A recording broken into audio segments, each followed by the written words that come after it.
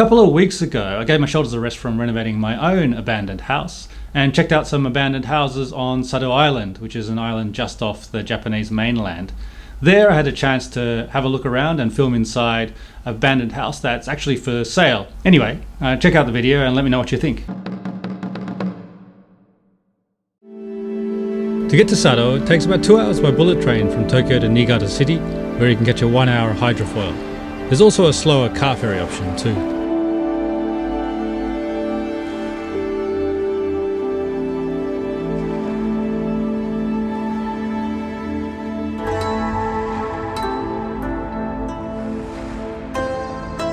It was my first time to visit and it felt very mysterious.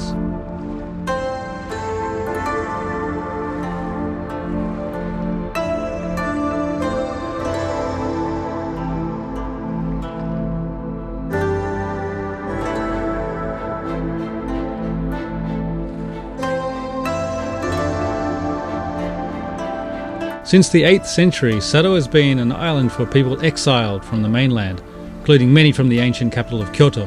So there are quite a few reminders of Kyoto dotted around the island, from this 300-year-old replica of Kyoto's Kiyomizu-tera to the machiya-style wooden townhouses. Sado has a rich history and culture.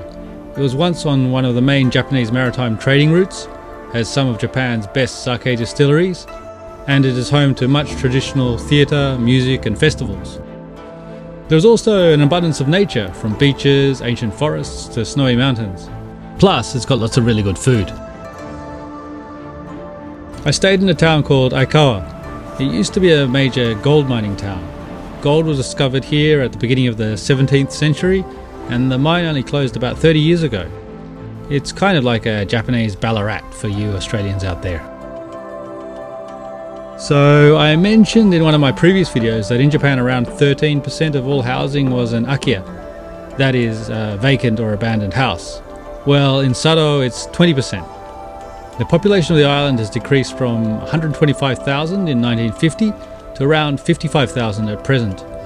They're making efforts to revitalise and also looking for solutions to the akiya issue. If you walk along the streets of Aikawa, you see a lot of traditional wooden houses, many of which are vacant. Some have already been converted into cafes or restaurants. This one has been converted into a small cinema.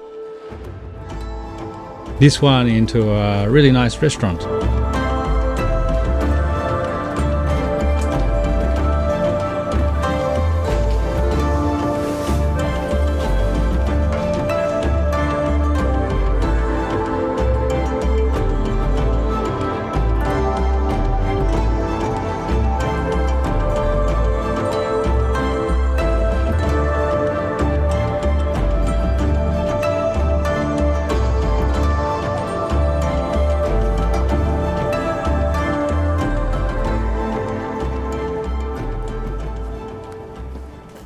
I had the chance to look inside this house. It isn't abandoned, but has been vacant for a number of years. Built over 100 years ago, it's a traditional machiya wooden townhouse style with combined workshop and living area. The owner used to be a dressmaker.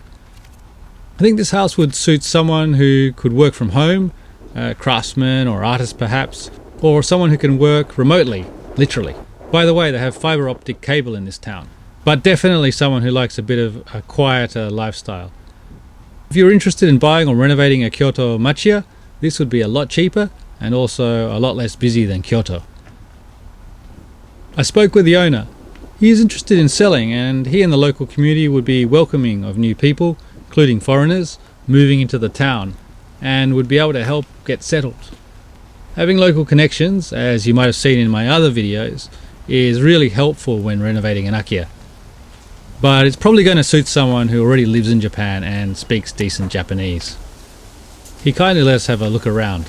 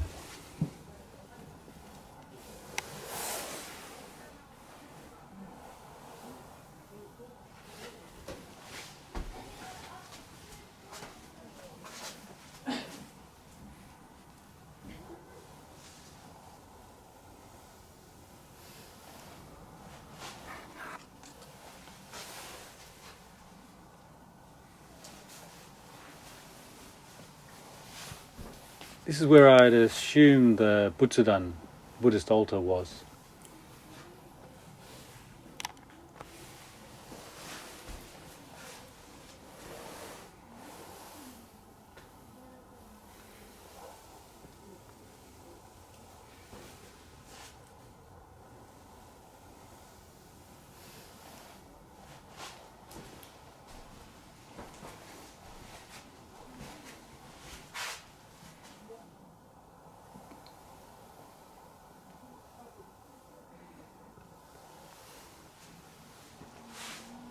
An old sewing machine.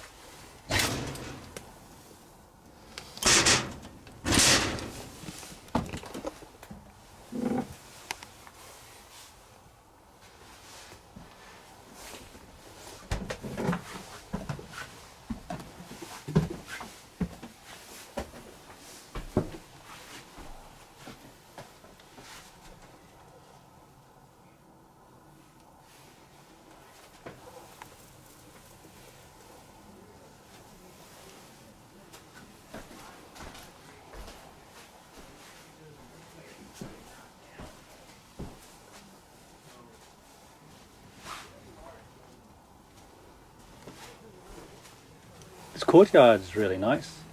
Obviously once cleaned up, but you could have bay doors all the way around. It would be a very nice little space.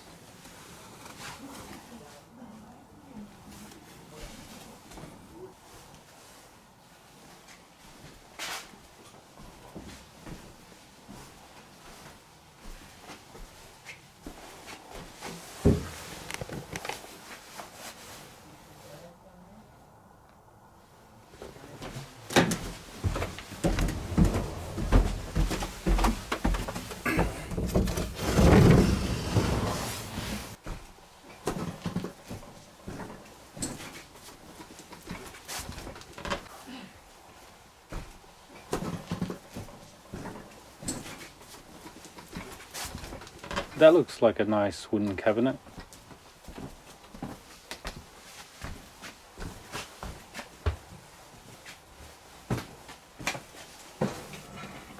Yeah, that hole in the floor doesn't look very good.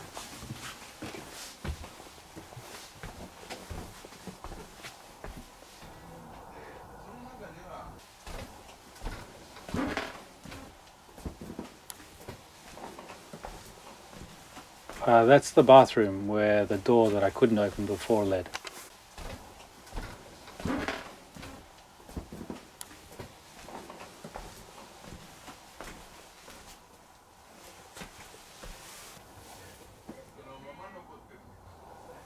There's the kamidana, the Shinto altar on the wall.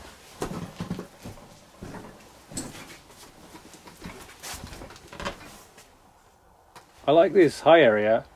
That looks like vinyl. You'd probably want to do something with the walls, make it a bit nicer.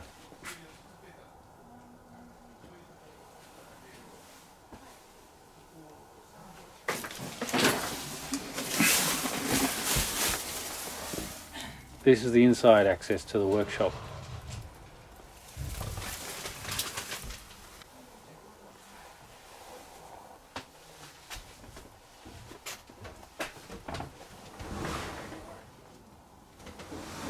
That's that room we were in before.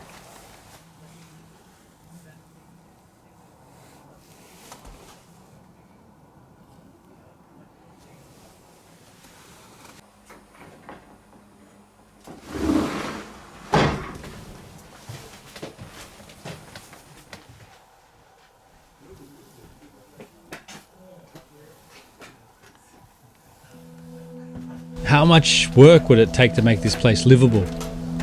Once cleaned up, you could fix the bathroom up and maybe the kitchen, then work on the rest of the house once you're in. Or you could go in a bigger scale like I'm doing with my house in Ibaraki. What would you do?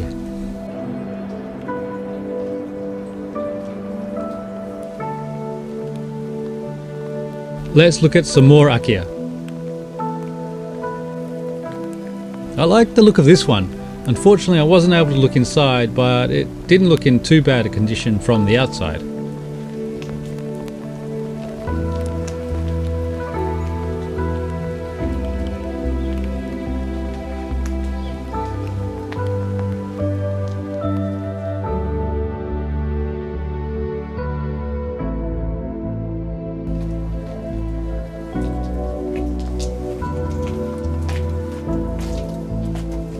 I'm not sure I'd want an abandoned house in a cemetery.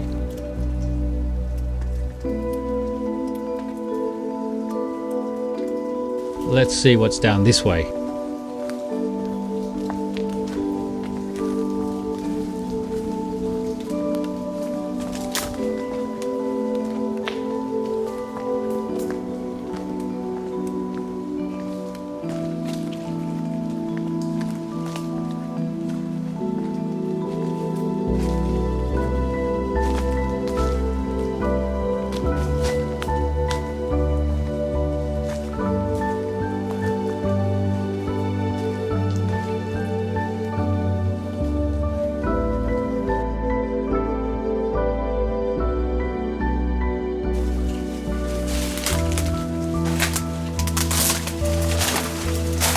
This one is definitely a little too far gone, I think.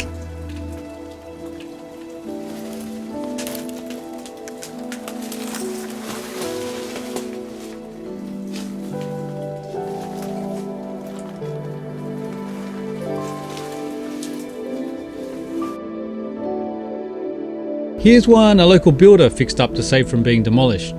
There are some people actively working to preserve these wooden houses on these streets. This one is available for sale. You would need to install a bathroom and toilet first though.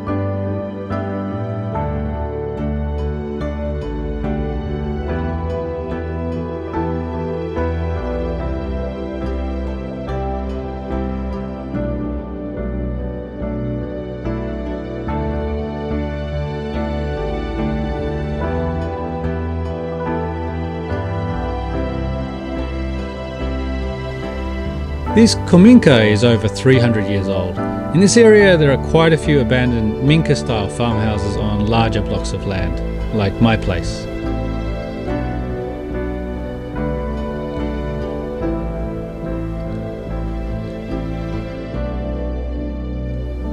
Yeah, so it was a very interesting trip and I'm certainly keen to go back with the family, particularly in summer.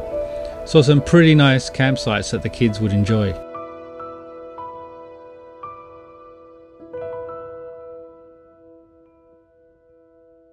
Anyway, back to work. Next video, it's back to my house and I'll show you the progress of the interior renovations and the plans for what we're going to do.